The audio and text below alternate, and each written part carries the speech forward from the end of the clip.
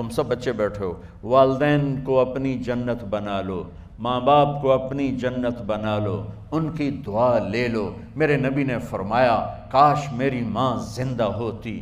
ماں کا خاص طور پر منشن کیا، میری ماں کیوں کہ باپ کو تو دیکھا ہی نہیں، اور ماں کو دیکھا ہے 6 سال۔ میری ماں زندہ ہوتی اور میں عشاء کی نماز کے مصلی پہ کھڑا ہوتا اور میرے گھر سے میری ماں کہتی محمد، تو میں ماں کے لیے نماز توڑ دیتا۔ میرا نبی کہہ رہا ہے۔ اور جب آپ حج پہ تشریف لے گئے اور ابوا کے میدان سے گزرے جہاں میرے نبی کی والدہ کا انتقال ہوا تھا، اس بات کو 57 سال گزر چکے ہیں۔ 6 برس کی عمر میں مدینہ سے نکلے 3 افراد، میرے نبی کی ماں، میرے نبی کے والد کی باندی ام ایمن، وہ بھی ماں ہیں، انہوں نے بھی دودھ پلایا تھا میرے نبی کو۔ 2 مائیں ہیں، ایک دودھ پلانے والی، ایک پیدا کرنے والی، اور ایک میرے نبی ہیں۔ جب ابوا کے پہاڑوں میں پہنچے تو اچانک ہارٹ اٹیک سے حضرت آمنہ 25 سال کی عمر میں انتقال فرما گئیں، اور میرے نبی نے اتنا اس کا غم لیا۔ 6 سال کا بچہ، میں سن 2000 میں وہاں گیا تھا، میرے آنسوں نہیں رکنے کو آ رہے تھے کہ کہاں میرے نبی کی ماں کو اللہ نے اٹھایا، نہ کوئی آسرا، نہ کوئی سہارا، نہ کوئی رشتہ، نہ کوئی جھولی، نہ کوئی چھاؤں، ایسے تنہا یتیم کر دی۔ جب ان کو پتھروں میں دبا کے نیچے اترے، ام ایمن کو سے ہاتھ چھڑا کر بھاگے اور اوپر پہاڑی پہ چڑھ گئے۔ جب ام ایمن پیچھے گئیں تو ام ایمن نے کیا دیکھا کہ ابوا کے پہاڑ بھی رو رہے ہوں گے، آپ ماں کی قبر کو چمٹ کے ایسے اوپر لیٹے ہوئے تھے، قبر کو پکڑا ہوا تھا، اوپر لیٹے ہوئے تھے۔ جب ام ایمن قریب آئیں تو سنا آپ کہہ رہے تھے اماں جی، آپ کو تو پتہ تھا آپ کے سوا میرا کوئی نہ تھا، آپ مجھے چھوڑ کے کہاں چلی گئی، کیوں چلی گئی؟ 6 سال کا بچہ پہلی موت دیکھ رہا ہے تو ان کو سمجھ میں نہیں آ رہا کہ میری ماں کے ساتھ ہوا کیا ہے۔ ام ایمن نے اٹھانا چاہا، آپ نے اٹھنے سے انکار کر دی۔ اس صدمے کو سینے میں لیے ہوئے 57 سال کے بعد، 7ویں دن بندہ رو نہیں سکتا، رونا ہی چاہے تو رونا نہیں آمدا، 57 سال کے بعد آپ اس وادی سے گزرے، اپنے اونٹنی کو ماں کی قبر کی طرف موڑ دیا، اور ان پلرز کو 3 گنا کرو تو وہ پہاڑ بنتا ہے، چھوٹی پہاڑی تھی۔ اونٹنی کو نیچے بٹھایا، اوپر پہاڑ پر گئے، اور یہ مجھے دیکھو، یوں آپ نے گھٹنے کھڑے کیے ماں کی قبر کے سرانے، اور یہ ہاتھ یہاں رکھے، اور پھر سر دیا اپنے گھٹنوں میں یوں، پھر رونا شروع کیا۔ اتنا روئے، اپریل کا مہینہ تھا، دھوپ سر پہ پڑ رہی تھی، ہم تو ٹھنڈی دھوپ میں بیٹھے ہیں، شدید دھوپ میں بیٹھے تھے، اور اس کنڈیشن میں یہ بچوں کا سٹائل ہوتا ہے، جب لمبا رونا ہو تو وہ یوں بیٹھتے ہیں سر اندر دے کر۔ اتنا روئے کہ آپ کی داڑھی ساری آنسوں سے بھر گئی، سینہ تر ہو گیا، احرام تر ہو گیا، اور کئی گھنٹے بیٹھ کے روتے رہے۔ 2 جہان کے سردار ہو کر تمنا کر رہے ہیں کاش اماں تو زندہ ہوتی، تو مجھے کہتی محمد میں تیرے لیے نماز توڑ دیتا۔ اور میرے نبی نے، یہ بچیاں غور سے سنو، میرے نبی سے پوچھا گیا یا رسول اللہ قیامت کب آئے گی؟ آپ نے فرمایا یہ تو اللہ کو پتہ ہے۔ نے کہا یا رسول اللہ کوئی نشانی بتا دیں؟ تو آپ نے فرمایا جب بچیاں ماؤں کو ذلیل کریں گی تو قیامت آ جائے۔ جب بیٹیاں ماؤں کے ساتھ بدتمیزی کریں گی اور ماؤں کو ذلیل کریں گی تو قیامت آ جائے گی۔ ایک ماں بیٹی کو میں بھول نہیں سکتا، ماں کے موٹے موٹے آنسو گر رہے تھے، اور بیٹی ماں سے کہہ رہی تھی بھوک نہیں، ہماری اپنی پنجابی زبان، بھوک نہیں، اوئے ہوئے ہوئے ہوئے، یہ تو ہم نوکر کو کہتے ہوئے ڈرتے ہیں، وہ ماں سے کہہ رہی تھی بھوک نہیں، یعنی بکواس نہ کر، روا کے چپ، صرف آنسو اس کے گر رہے تھے ایسا۔ شاید وہ یاد کر رہی تھی کہ 9 مہینے کیسے اس کو میں نے پیٹ میں پالا، جنتے ہوئے کتنی تکلیفوں سے گزری، اور اس کو دودھ پلاتے ہوئے کتنی راتیں میں نے کاٹ کاٹ کے گزاریں، اور اس کے پیشاب دھوتے ہوئے کتنی دفعہ میں سردی میں ٹھٹھری، اور آج جو مجھے کہہ رہی ہے بھوک نہیں۔ اس لیے میرے نبی نے فرمایا جس نے ماں باپ کو دکھ دیا، سنو غور سے بچوں سارے سنو، جس نے ماں باپ کو دکھ دیا اس پہ اللہ کی لعنت، اس پہ فرشتوں کی لعنت، اس پہ زمین آسمان کی لعنت، نہ ان کی نماز قبول ہے، نہ روزہ قبول ہے، نہ صدقہ قبول ہے۔ میرے نبی کی زندگی کا دوسرا روپ حقوق العباد، نماز حقوق اللہ میں آ جاتی ہے، میں حقوق العباد کی تھوڑی سی وضاحت کر رہا ہوں۔ ماں باپ زندہ ہیں تو دعا لے لو۔ والدین سے کہتا ہوں بچوں کو عزت دو، جہاں اولاد ماں باپ کے حقوق ہیں وہاں اولاد کے حقوق ہیں، اولاد کو عزت دو، اولاد کو عزت دو، اولاد کو عزت دو۔ بہت سی اولاد کی نافرمانی کا ذریعہ ماں باپ بن رہے ہیں، سختی کر کے، زبردستی کر کے اور ٹھونس کر چیزیں نوکروں کی طرح سلوک کر کے۔ میرے نبی کے گھر میں جب بیٹی فاطمہ ملنے کے لیے آتی تھیں تو میرے نبی بیٹھے نہیں رہتے تھے، اب چیئر پہ بیٹھے ہوئے بی بی فاطمہ آ گئی، اب زمین پہ بیٹھے ہوئے ہیں بیٹی آ گئی، اب چارپائی پہ لیٹے ہوئے ہیں بیٹی آ گئی۔ میرے نبی کیا کرتے تھے؟ کھڑے ہو جاتے تھے، کھڑے ہو جاتے، ایک دم کھڑے ہو جاتے تھے، اور پھر کھڑے نہیں رہتے تھے، تیزی سے آگے بڑھتے تھے اور حضرت فاطمہ کا ہاتھ پکڑ لیتے تھے۔ یہ والدین غور سے سنو، حضرت فاطمہ کا ہاتھ پکڑ لیتے تھے اور ہاتھ پکڑ کے مجھے دیکھو یوں بوسہ لیتے تھے، بیٹی کا بوسہ لیتے تھے، پھر ہاتھ چھوڑتے نہیں تھے، ہاتھ پکڑے پکڑے لاتے لاتے لاتے ان کو چارپائی پر پہلے بٹھاتے تھے پھر خود بیٹھتے تھے۔ یہ باپ اور رسول ہو کر بیٹی کو یہ عزت دیتے تھے۔ پھر وہ جنت کی عورتوں کی سردار بنی، پھر وہ جنت کے سرداروں کی ماں بنی، پھر وہ اللہ کے شیر کی زوجہ بنی۔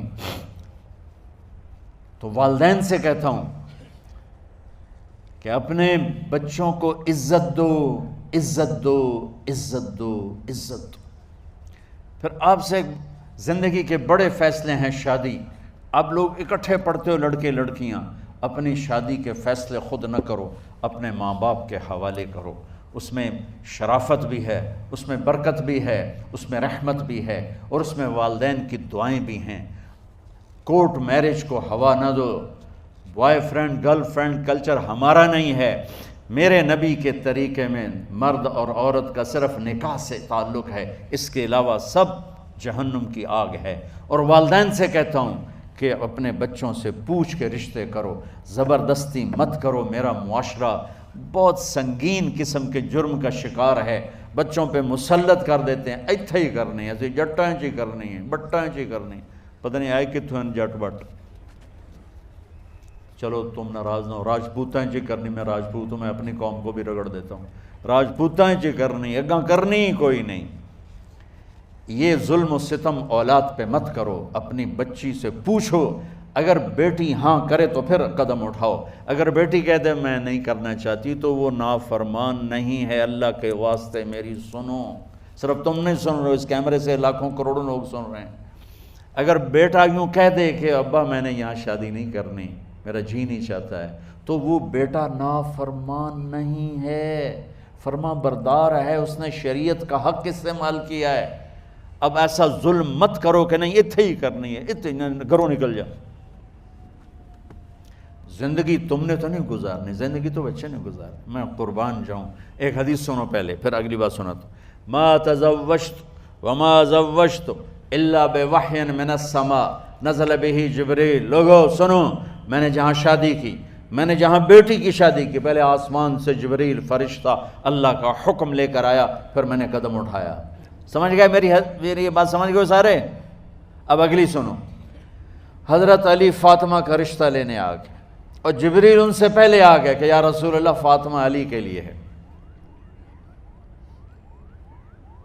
باپ محمد مصطفیٰ جیسا ہے، رشتہ مانگنے والا علی جیسا ہے، اور بیٹی فاطمہ جیسی ہے۔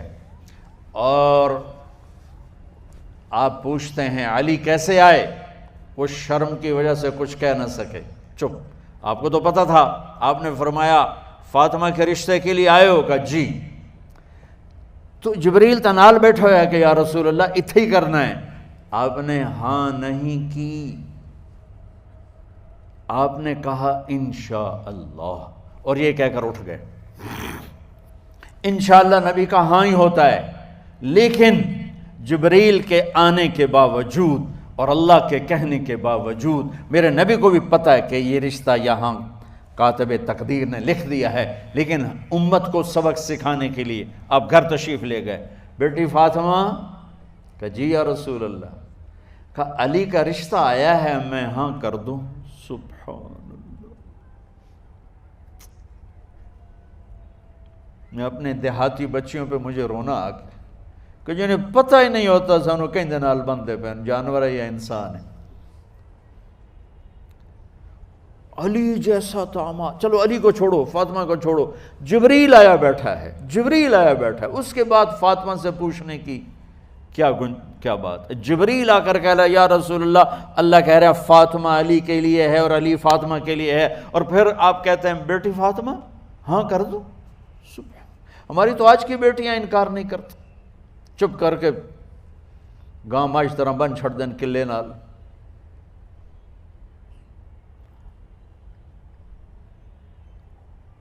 کوئی ان کے اندر کے جذبات کو سننے والا کوئی نہیں ہوتا، اپنی انانیت پر یہ فیصلے کرتے ہیں، اور میرا نبی کہہ رہا بیٹی ہاں کر دو۔ سبحان اللہ۔ آپ کا کیا خیال ہے فاطمہ نے انکار کرنا تھا؟ یہ تو یہ بیٹیاں نہیں انکار کرتی تو فاطمہ نے کہاں کرنا تھا؟ لیکن یہ سبق دینا تھا ان والدین کو جو نادانی کے فیصلے کر کے اولاد کو ہمیشہ ایک ٹھنڈی آگ میں دھکا دے دیتے ہیں۔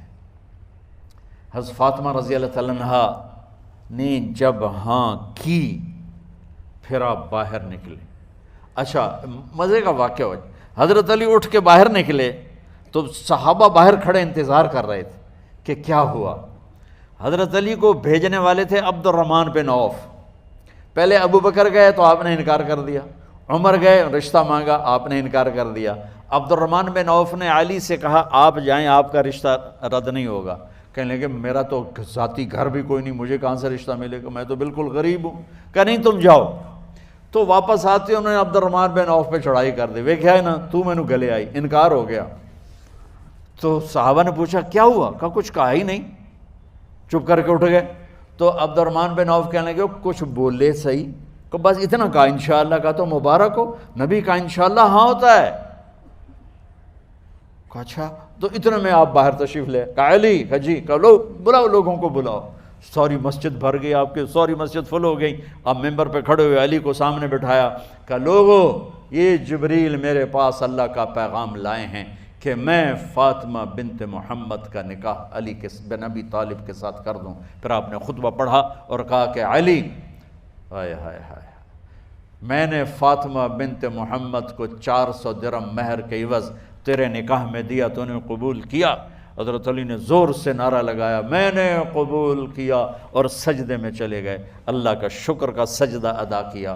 پھر میرے نبی نے وہیں سارے مجمع کو شہد کا شربت پلایا اور تازہ کھجوریں کھلائیں، اور پھر جب رخصتی ہوئی تو آپ نے حضرت علی سے فرمایا کہ آپ آ کے لے جاؤ۔ پھر آپ نے حضرت ام سلمہ، حضرت حفصہ اور جناب حضرت عائشہ رضی اللہ تعالیٰ عنہ، ان تینوں کو بلا کر فرمایا تمہیں پتہ ہے نا مجھے فاطمہ سے کتنا پیار ہے، تو تم فاطمہ کو دلہن بناؤ، اس کی تیاری کرواؤ، اسے دلہن بناؤ۔ تو ان تینوں نے حضرت فاطمہ کو دلہن بنایا۔ پھر آپ نے حضرت علی کو پیغام بھجوایا، وہ تشریف لائے، اپنی اونٹنی لے کر آئے، حضرت عقیل ساتھ ہے، سلمان فارسی ساتھ ہے، اور دروازے پر اونٹنی بٹھائی، آپ علی کو اندر لے گئے اور یوں فاطمہ کا ہاتھ پکڑ کے علی کے ہاتھ میں دے کر فرمایا علی تمہیں نبی کی بیٹی مبارک۔ سبحان۔ پھر آپ نے کہا میری بیٹی فاطمہ، مجھے اپنے خاندان میں جو سب سے زیادہ محبوب تھا میں نے تیرا ہاتھ اس کے ہاتھ میں دے دیا ہے۔ والدین سے کہتا ہوں اپنے نبی کی زندگی پڑھو۔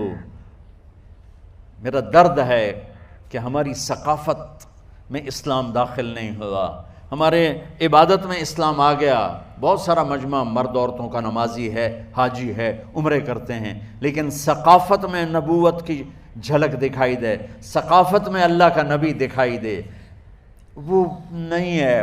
زندگی بیت گئی اس انتظار میں، مدت سے لگ رہی تھی لب بام ٹک ٹکی، تھک تھک کے گر گئی نگہ انتظار آج، پتہ نہیں کب صبح ہوگی۔ چلو کہتے تو جائیں مجھے ہے اگرچہ بت ہیں جماعت کی آستینوں میں، مجھے ہے حکم اذان لا الہ الا اللہ۔ والدین کے ذمہ ہے اولاد کو عزت دینا، ان کے سب سے بڑی خواہش میں ان کا احترام کرنا کہ زندگی انہوں نے گزارنی ہے، اور آپ کے ذمہ ہے والدین کے آگے سر جھکا دینا۔ اللہ کے واسطے کورٹ میرجز اور خفیہ شادیاں یہ نہ ہماری ثقافت ہے نہ یہ انسانیت ہے۔ ہمیشہ دکھ دردوں میں زندگی گزرتی ہے کہ اصل زندگی تو موت کے بعد آنے والی ہے۔ تو والدین پڑھیں شریعت کو، اولاد بھی پڑھے اپنے نبی کی زندگی کو۔ ایک شخص حضرت عمر کے پاس آیا ایک بیٹے کو لے کر، کہا امیر المومنین یہ میرا بیٹا بڑا نافرمان ہے اور مجھے بہت تنگ کرتا ہے۔ حضرت عمر کے پاس لاٹھی ہوتی تو انہوں نے یوں اٹھائی، وہ کہنے لگا حضور معافی دیا جائے، ایک میری گل سن لو۔ آپ نے فرمایا کیا؟ کہنے لگا ماں پیو دے بڑے حق ہیں، بالکل ٹھیک ہے، پر کوئی ساڈا حق بھی ہے ماں پیو تے؟ آپ نے کہا ہاں۔ آپ نے کہا ہاں۔ کہنے لگے ذرا وہ بتا دیں۔ کہا پہلا حق ہے اچھی ماں تلاش کرے، نیک عورت تلاش کرے۔ دوسرا حق یہ ہے نام اچھا رکھے۔ تیسرا حق یہ ہے اس کو قرآن کی تعلیم دے۔ کہا جی پھر سن لو حضرت جی، میرے پیو کو پوچھو اس حبشی عورت نال شادی کر کے مینوں حبشی ماں دیتی، انہوں کوئی عرب ماں ہی نہیں لتی۔ میرا پہلا حق اس مارے ہے۔